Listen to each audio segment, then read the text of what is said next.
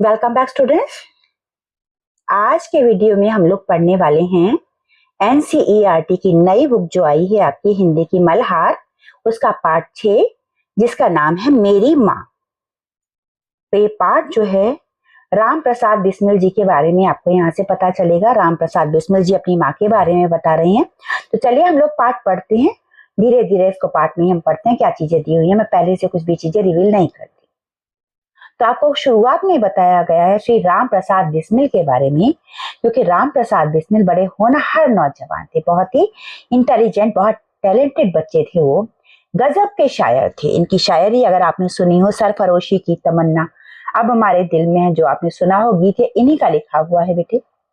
देखने में भी बहुत सुंदर थे और काबिल भी बहुत थे, बहुत योग्य थे। और इनको जानने वाले बताते हैं कि यदि किसी और जगह या किसी और देश या किसी और समय में पैदा होते तो सेना अध्यक्ष बनते, आर्मी चीफ बनते। यानी कि ये इतने बहादुर भी थे।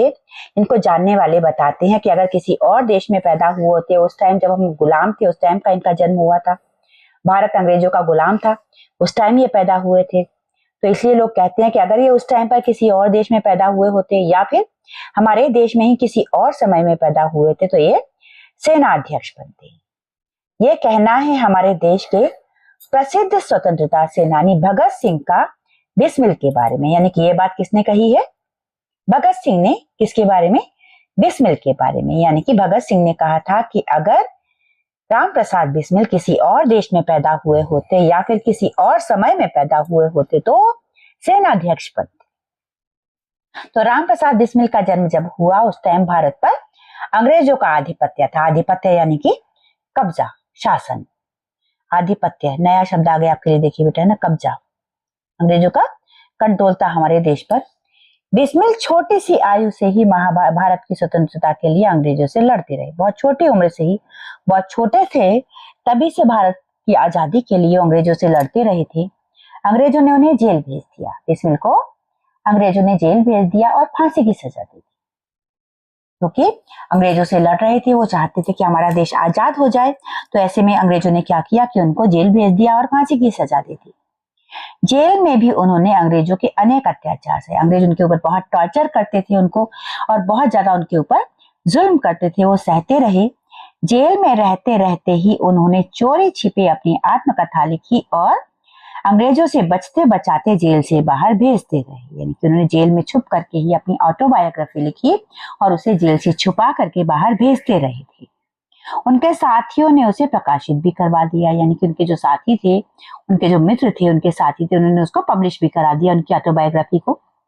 इसका नाम रखा गया निजी जीवन की एक छटा। यानी कि बुक का, इनकी जो आत्मकथा थी उसका नाम था निजी जीवन की एक छटा। इस पुस्तक ने अंग्रेजों के होश उड़ा दिए। अंग्रेजों को जब पता चला कि इस तरीके से राम प्रसाद बिस्मिल की आत्मकथा छप चुकी है तो उनको बहुत घबराहट हुई, क्योंकि लोगों में अंग्रेजों के विरुद्ध क्रोध और बढ़ गया। लोगों में, जब लोगों ने बिस्मिल की आत्मकथा पढ़ी, उनको पता चला कि किस तरीके से बिस्मिल को यहाँ पर परेशान किया जा रहा है, जेल में कैसे टॉर्चर किया जा रहा है, तो लोगों में अंग्रेजों के खिलाफ गुस्सा और भी ज्यादा बढ़ गया। तो इस तरह इस आत्मकथा के कारण अंग्रेज बिस्मिल को फांसी देने के बाद भी उन्हें हरा नहीं सके। तो अंग्रेजों ने बेशक राम प्रसाद बिस्मिल को फांसी दे दी थी, लेकिन तब भी वो उनसे हार गए थे, क्योंकि बिस्मिल की आत्मकथा पढ़ के लोगों के अंदर अंग्रेजों के खिलाफ बहुत ज्यादा गुस्सा भर गया था। तो इस आत्मकथा के माध्यम से आज भी बिस्मिल हमारे मस्तिष्क में जीवित है। उनकी आत्मकथा का हिस्सा है ये जो पाठ आज हम पढ़ेंगे। इसकी वजह से वो आज भी हमारे मतलब मस्तिष्क में जीवित है, यानी कि अमर हो चुके हैं बिस्मिल, राम प्रसाद बिस्मिल जी। आज की ये आत्मकथा लोगों को प्रेरित करती है, इंस्पायर करती है। क्या आप भी उनकी आत्मकथा को पढ़ना चाहते हैं? क्या कहा? हाँ, तो यहाँ प्रस्तुत है उसी आत्मकथा का एक अंश। उनकी आत्मकथा में से एक छोटा सा अंश आपके पाठ के रूप में बेटे लिया गया है, जिसे आपको पढ़ना है और हम सब मिलकर के बेटा इसको पढ़ेंगे। तो प्रश्न आपको यहाँ से पाठ शुरू होता है। लखनऊ कांग्रेस में जाने के लिए मेरी बड़ी इच्छा थी। मतलब लखनऊ में कांग्रेस का अधिवेशन हो रहा था, सेशन चल रहा था, वहां जाने की बड़ी इच्छा थी राम प्रसाद बिस्मिल की। दादाजी और पिताजी तो विरोध करते रहे। दादाजी मतलब राम प्रसाद बिस्मिल के पिताजी और दादाजी विरोध करते रहे, किंतु माताजी ने मुझे खर्चा दे ही दिया। मतलब माताजी ने पैसे दे दिए ताकि मैं वहां तक जा सकूं। उसी समय शाहजहांपुर में सेवा समिति का आरंभ हुआ था। बेटा ये राम प्रसाद बिस्मिल जो है शाहजहांपुर के थे, उत्तर प्रदेश में। यहाँ पर सेवा समिति का जो एक संस्था थी उसकी शुरुआत हुई थी। मैं बड़े उत्साह के साथ सेवा समिति में सहयोग देता था। वो बड़े उत्साह के साथ इसमें काम किया करते थे। पिताजी और दादाजी को मेरे इस प्रकार के कार्य अच्छे न लगते थे। तो उनके पिताजी को और दादा को उनके ये काम अच्छे नहीं लगते थे, किंतु माताजी मेरा उत्साह भंग न होने, मतलब माँ उनको इंस्पायर करती रहती थी, उनका जोश ठंडा नहीं होने देती थी, जिसके कारण उन्हें अक्सर पिताजी की डांट फटकार एवं दंड सहन करना पड़ता था। क्योंकि माँ राम प्रसाद बिस्मिल को शह देती थी, राम प्रसाद बिस्मिल को सपोर्ट करती थी। इसकी वजह से उन्हें कई बार उनके जो पति थे, यानी कि राम प्रसाद बिस्मिल के जो पिता थे, उनको डांटते थे, कई बार उनको पनिश भी किया करते थे। वास्तव में मेरी माताजी देवी हैं। वहां पर प्रसाद बिस्मिल कहते हैं कि मेरी माँ देवी है, मुझमें जो कुछ जीवन तथा साहस आया वह मेरी माताजी तथा गुरुदेव श्री सोमदेव की वजह से, सोमदेव जी की कृपाओं का ही परिणाम है। यानी कि वो कहते हैं मेरे अंदर जो थोड़ा बहुत साहस आया है, जो मेरे अंदर जीवन में साहस आया है, वो किस कारण है? मेरी माँ की वजह से और मेरे गुरुदेव श्री सोमदेव जी की वजह से, इनकी कृपा की वजह से है। दादाजी और पिताजी मेरे विवाह के लिए बहुत अनुरोध करते थे। तो उनके दादाजी और पिता चाहते थे कि राम प्रसाद बिस्मिल की शादी हो जाए, किंतु माताजी यही कहती कि शिक्षा पा चुकने के बाद ही विवाह करना उचित होगा। लेकिन राम प्रसाद बिस्मिल की माँ हमेशा कहती कि पहले इसकी एजुकेशन कंप्लीट हो जाए, उसके बाद ही इसकी शादी करना ठीक रहेगा। तो माताजी के प्रोत्साहन तथा सद्व्यवहार ने, मतलब माताजी के इंस्पिरेशन ने और अच्छे व्यवहार ने मेरे जीवन में वह दृढ़ता उत्पन्न की, वो मजबूती पैदा की कि किसी आपत्ति तथा संकट के आने पर भी मैंने अपने संकल्प को न्याता का। मतलब मेरी माँ ने जो मुझे इंस्पायर किया, जो मुझे एक तरीके से जो उन्होंने मेरी जो परवरिश दी, उसकी वजह से मेरे अंदर मजबूती आ गई कि मेरे जीवन में कोई परेशानी आती थी, कोई संकट आता था, तो उससे मैं कभी भी अपने संकल्प को त्यागता नहीं था। मतलब I was so determined that कि कोई भी परेशानी मुझे कभी भी अपने संकल्प से हरा नहीं पाई। मेरा जो टारगेट होता था उसे मुझे पूरा करना ही होता था। आगे है, एक समय मेरे पिताजी दीवानी मुकदमे में किसी पर दावा करके वकील से कह गए थे कि जो काम हो वो मुझसे करा ले। एक बार मेरे पिताजी ने किसी मुकदमे में दावा करके कहा था किसी वकील से कि मुझसे चाहे जो काम करवा ले। कुछ आवश्यकता पड़ने पर वकील साहब ने मुझे बुला भेजा और कहा कि मैं पिताजी के हस्ताक्षर वकालतनामे पर कर दूं। मतलब मेरे पिताजी ने किसी वकील से कह दिया था कि मुझसे, यानी कि राम प्रसाद बिस्मिल से वो कुछ भी काम करवा सकते हैं। तो ऐसी परिस्थिति में उस वकील ने राम प्रसाद बिस्मिल को बुलाया और कहा कि आप अपने पिताजी के साइन कर दीजिए। पिताजी इनके वकील थे। मैंने तुरंत उत्तर दिया कि ये तो धर्म विरुद्ध होगा, यानी कि मैं किसी और के साइन कैसे कर सकता हूँ, मैं पिताजी के साइन कैसे कर सकता हूँ, ये तो अधर्म है, ये तो गलत है, ये पाप है, इस प्रकार का पाप मैं कदापि नहीं कर सकता, मैं ऐसा पाप कभी भी नहीं करूंगा। वकील साहब ने बहुत समझाया कि मुकदमा खारिज हो जाएगा, तो मुकदमा जो है ये केस एडजॉर्न हो जाएगा, लेकिन मुझ पर कुछ भी प्रभाव न, मुझ पर कोई असर नहीं पड़ा, ना मैंने हस्ताक्षर किए, मैंने साइन नहीं किए। अपने जीवन में हमेशा सत्य का आचरण करता था, मैं अपने जीवन में हमेशा सच का पालन करता था, सच बोलता था, चाहे कुछ हो जाए सत्य बात कह देता, चाहे कुछ भी हो जाए मैं हमेशा सच कहा करता था। 11 वर्ष की उम्र में माताजी विवाह कर शाहजहांपुर आई थी, यानी कि राम प्रसाद बिस्मिल जी की माता का जो विवाह हुआ था वो 11 साल की उम्र में हुआ था और तभी वो शाहजहांपुर आ गई थी। उस समय वह नितांत अशिक्षित एवं ग्रामीण कन्या के समान थी। जब उनकी शादी हुई तब वो 11 साल की थी, अशिक्षित थी, पढ़ी लिखी नहीं थी, ग्रामीण कन्या थी। शाहजहांपुर आने के थोड़े दिनों बाद दादाजी ने अपनी छोटी बहन को बुला लिया। जब शाहजहांपुर आ गए तो यहाँ पर दादी जी ने अपनी छोटी बहन को बुला लिया। उन्होंने माताजी को गृह कार्य की शिक्षा दी, यानी कि दादी की बहन ने, यानी कि उनके पिताजी की बुआ ने उनकी माँ को गृह कार्य की शिक्षा दी। थोड़े दिनों में माताजी ने घर के सब कामकाज को समझ लिया और भोजन आदि का ठीक ठाक प्रबंध करने लगी, यानी कि थोड़े ही दिनों में राम प्रसाद बिस्मिल की माँ ने घर के काम को सीख लिया और भोजन बनाना वगैरह सारे के सारे काम करने लगी। मेरा जन्म होने के 5 या 7 वर्ष बाद उन्होंने हिंदी पढ़ना आरंभ किया, यानी कि जब राम प्रसाद बिस्मिल का जन्म हो चुका था उसके भी 5 या 7 साल के बाद उनकी माँ ने हिंदी पढ़ना शुरू किया था। पढ़ने का शौक उन्हें खुद ही पैदा हुआ था, मतलब पढ़ने का शौक खुद पैदा हुआ था, किसी ने इंस्पायर नहीं किया था। मोहल्ले की सखी सहेली जो घर पर आया करती थी उन्हीं में जो शिक्षित थी माताजी उनसे अक्षर बोध करती, मतलब उनकी जो मोहल्ले की सखी सहेलियां घर पे आया करती थी, उनमें से कुछ ऐसी थी कि जो पढ़ी लिखी थी, उनसे ही माँ अक्षर सीखा करती थी, अक्षर बोध यानी कि वर्णमाला सीखा करती थी। इस प्रकार घर का सब काम कर चुकने के बाद जो कुछ समय मिल जाता उसमें पढ़ना लिखना करती, यानी कि मेरी माँ को सारा काम घर का करने के बाद जो थोड़ा बहुत टाइम बचता उसमें वो पढ़ने लिखने का काम किया करती थी।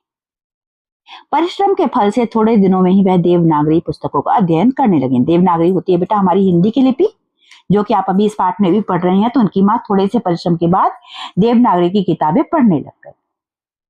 मेरी बहनों को छोटी आयु में माताजी ही शिक्षा दिया करते थे। उनकी जो बहनें थी जब वो छोटी थी, मतलब फिर रामप्रसाद बिस्मिल की छोटी बहनों को उनकी माँ ही घर पर पढ़ाया करती थी। जब से मैंने आर्य समाज में प्रवेश किया, जब वो आर्य समाज में गए, माता जी से खूब वार्तालाप होता, माँ से खूब बातें हुआ करती थी। उस समय की अपेक्षा अब उनके विचार भी कुछ उदार हो गए, मतलब तब के मुकाबले अब मेरी माँ के विचार भी कुछ ओपन हो गए, कुछ ओपन माइंडेड हो गई हैं।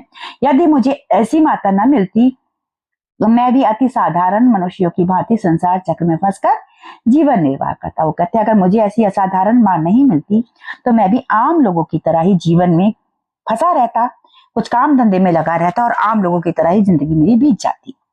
शिक्षा आदि के अतिरिक्त क्रांतिकारी जीवन में भी उन्होंने मेरी वैसी ही सहायता की। तो कहती हैं कि मेरी माँ ने मुझे शिक्षा में तो मदद की ही है, साथ में जो मेरा क्रांतिकारी जीवन है, जो मैं अंग्रेजों के खिलाफ लड़ रहा हूँ, इसमें भी मेरी माँ ने मेरी सहायता की है, जैसे मेजनी को उनकी माता ने की थी। जैसे मेजनी शब्द है, यहाँ पर मेजनी एक कैरेक्टर की बात कही है रामप्रसाद बिस्मिल। तो बेटा मेजनी जो था वो इटली का एक क्रांतिकारी था, ठीक इसी तरीके से जैसे बाद में रामप्रसाद बिस्मिल भारत के क्रांतिकारी बने थे। तो कहते हैं जैसे मेजनी को उनकी माता ने परवरिश दी थी, ऐसे ही मेरी माँ ने भी मुझे शिक्षा के अलावा क्रांतिकारी जीवन की शिक्षा दी, उसमें मुझे सहायता की। माता जी का सबसे बड़ा आदेश मेरे लिए यही था कि किसी की प्राण हानि ना हो, मतलब मेरी माँ का मेरे लिए केवल एक यही डायरेक्शन था, यही आदेश था कि किसी की प्राण हानि ना हो, यानी कि किसी की हत्या ना हो, किसी की मेरी वजह से जान ना जाए। उनका कहना था कि अपने शत्रु को भी कभी प्राणदंड न देना। उनका कहना था कि रामप्रसाद बिस्मिल की माँ का कहना था कि किसी शत्रु की भी कभी जान न लेना, किसी को प्राणदंड न देना, किसी का मर्डर मत करना। उनके इस आदेश की पूर्ति करने के लिए मुझे मजबूरन एक दो बार अपनी प्रतिज्ञा भंग करनी पड़ी थी। मतलब वो कहते हैं कि माता का यह आदेश था कि मैं किसी की जान न लूं, इसलिए मुझे मजबूरन एक दो बार अपनी प्रतिज्ञा भंग करनी पड़ी। मतलब मुझे अपना जो कमिटमेंट था उसे तोड़ना पड़ा था, क्योंकि कुछ लोग ऐसे थे जिनकी मुझे जान ले लेनी चाहिए थी, लेकिन क्योंकि माँ ने ऐसा करने के लिए मना किया था इसलिए मैंने उनकी जान नहीं ली। आगे कहते हैं बिस्मिल, जन्मदात्री जननी यानी कि जन्मदात्री यानी कि जन्म देने वाली, जन्मदात्री यानी कि जन्म देने वाली, जननी यानी कि माँ, इस जीवन में तो तुम्हारा ऋण उतारने का प्रयत्न करने का भी अवसर ना मिला। मुझे इस जीवन में तो तुम्हारा कर्ज उतारने का मौका भी नहीं मिला है। इस जन्म में तो क्या, यदि मैं अनेक जन्मों में भी सारे जीवन प्रयत्न करूं तो भी तुमसे उऋण नहीं हो सकता। यानी कि इस जन्म में तो क्या, मैं जितने भी जन्म मिले हर जन्म में अगर सारे जीवन कोशिश करता रहूं तब भी तुम्हारे कर्जे से तो मैं मुक्त नहीं हो सकता, क्योंकि तुमने मुझे जन्म दिया है। जिस प्रेम तथा दृढ़ता के साथ तुमने इस तुच्छ जीवन का सुधार किया है वह अवर्णनीय है। यानी कि वो कहते हैं कि तुमने जिस प्रेम के साथ, जिस मजबूती के साथ मेरे इस छोटे से जीवन का, मेरे इस मामूली जीवन को सुधारा है, मेरे जीवन का उद्धार किया है, जैसे मेरे जीवन को संवारा है, वह अवर्णनीय है। अवर्णनीय शब्द नया आ गया बेटा, जिसका वर्णन न किया जा सके, जिसे एक्सप्लेन न किया जा सके, जिसे बताया ना जा सके। मुझे जीवन की प्रत्येक घटना का स्मरण है। बिस्मिल जी कहते हैं मुझे अपने जीवन की हर घटना याद है कि तुमने जिस प्रकार अपनी देववाणी का उपदेश करके मेरा सुधार किया। मुझे याद है कि तुम कैसे देववाणी बोल करके, जैसे तुम्हारी वाणी मेरे लिए भगवान की वाणी हुआ करती थी, ऐसे बोलकर तुमने मेरा किस तरीके से उद्धार किया है, मुझे आज भी याद है। तुम्हारी दया से ही मैं देश सेवा में संलग्न हो जाऊं। तुम्हारी ही दया थी कि मैं देश की सेवा में शामिल हो पाया। धार्मिक जीवन में भी तुम्हारे ही प्रोत्साहन ने सहायता दी। मतलब मेरा धार्मिक जीवन जो था, धर्म से जो मैं जुड़ा रहा, उसके लिए भी तुमने ही मुझे सहायता दी थी। जो कुछ शिक्षा मैंने ग्रहण की उसका भी श्रेय तुम्ही को है। यानी कि मुझे जो कुछ एजुकेशन मिली है, जितनी भी मिली है, उसका क्रेडिट भी तुम्हें ही जाता है। माँ, जिस मनोहर रूप से तुम मुझे उपदेश करती थी उसका स्मरण कर तुम्हारी मंगलमयी मूर्ति का ध्यान आ जाता है। तुम जिस तरीके से मुझे उपदेश दिया करती थी, जिस तरीके से मुझे सिखाया करती थी, वो सब मुझे याद आ जाता है, बार बार याद आता है, और उसको याद करते ही मुझे तुम्हारी मंगलमयी मूर्ति का ध्यान आता है कि तुम किस तरह की महिला थी, तुम किस तरीके से सबका मंगल चाहती थी, तुम किसी का अहित नहीं चाहती थी, तुम किसी का बुरा नहीं चाहती थी। ये चीज जब मुझे याद आती है तो मेरा सिर झुक जाता है तुम्हारे सम्मान में। तुम्हें यदि मुझे ताड़ना भी देनी हुई तो बड़े स्नेह से इस हर बात को समझा दिया। तुमने अगर कभी मुझे पनिश भी किया, कभी मुझे सजा भी दी, तो मुझे बड़े प्यार से हर बात को समझाया। यदि मैंने धृष्टता पूर्वक उत्तर दिया, मैंने बदतमीजी से उत्तर दिया, तब तुमने प्रेम भरे शब्दों में यही कहा कि तुम्हें जो अच्छा लगे वह करो। यानी कि मैंने कभी अगर बदतमीजी से भी उत्तर दिया तो तुमने यही कहा कि तुम्हें जो अच्छा लगे वो करो, किंतु ऐसा करना ठीक नहीं, इसका परिणाम अच्छा ना होगा। यानी कि तुम जो करना चाहते हो वो कर लो, लेकिन ऐसा करना ठीक नहीं होगा क्योंकि इसका रिजल्ट अच्छा नहीं मिलेगा। जीवन दात्री यानी कि जीवन देने वाली, तुमने इस शरीर को जन्म देकर केवल पालन पोषण ही नहीं किया, यानी कि तुमने मेरे इस शरीर को केवल जन्म नहीं देकर के पालन पोषण ही नहीं किया है, बल्कि आत्मिक, धार्मिक तथा सामाजिक उन्नति में तुम ही मेरी सदैव सहायक रही। यानी कि तुमने मेरी आत्मा का उत्थान किया, तुमने मेरे धर्म का उत्थान किया, तुमने मेरे समाज का उत्थान किया, तुम मेरे लिए हमेशा सहायता करने के लिए खड़ी रही। जन्म जन्मांतर परमात्मा ऐसी ही माता दे। मैं ईश्वर से प्रार्थना करता हूँ कि ईश्वर मुझे हर जन्म में जन्म जन्मांतर ऐसी ही माता दे जैसे कि तुम मुझे मिली हो। महान से महान संकट में भी तुमने मुझे अधीर नहीं होने दिया। मतलब कितना भी बड़े से बड़ा संकट आया, तुमने मुझे कभी बेचैन नहीं होने दिया। सदैव अपनी प्रेम भरी वाणी को सुनाते हुए मुझे सांत्वना देती है। तुम मुझे हमेशा तसल्ली देती रही अपनी प्यार से भरी हुई बोली सुनाते हुए। तुम्हारी दया की छाया में मैंने अपने जीवन भर में कोई कष्ट अनुभव नहीं किया, क्योंकि मेरे ऊपर तुम्हारी दया की छाया थी, तुम मेरे ऊपर हमेशा थी, मेरे ऊपर तुम्हारी छत्र छाया थी, तुम्हारा आशीर्वाद था, इसलिए मुझे जीवन में कभी भी कोई कष्ट अनुभव नहीं हुआ। इस संसार में मेरी किसी भी भोग विलास तथा ऐश्वर्य की इच्छा नहीं। इस संसार में मुझे कोई सुख भोगने की इच्छा नहीं है, कोई ऐश्वर्य मैं नहीं चाहता, कोई लग्जरी आइटम मुझे नहीं चाहिए, कोई लग्जरियस लाइफ मुझे नहीं चाहिए।